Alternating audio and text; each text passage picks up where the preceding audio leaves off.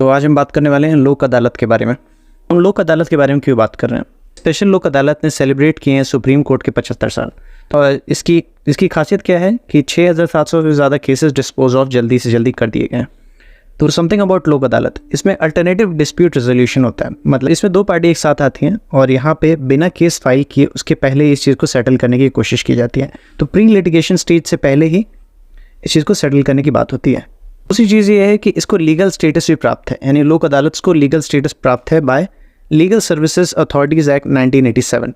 जितने भी डिसीजंस होते हैं वो फाइनल होते हैं, बाइंडिंग होते हैं और ट्रीट किए जाते हैं as a decree of a civil court.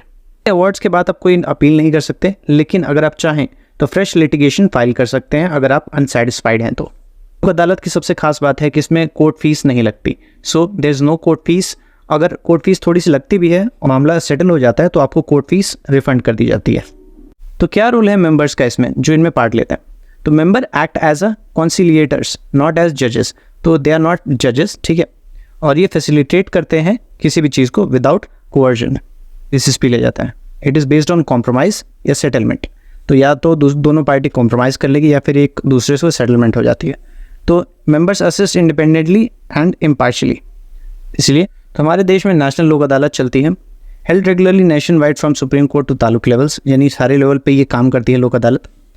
तो परमानेंट लोक अदालत के पास स्टैट्यूटरी स्टेटस है, जो कि मैंने आपको बताया लीगल सर्विसेज अथॉरिटीज़ एक्ट 1987 के तहत, जिसमें ये ऑर्गेनाइज किया जाता है सेक्शन 22B।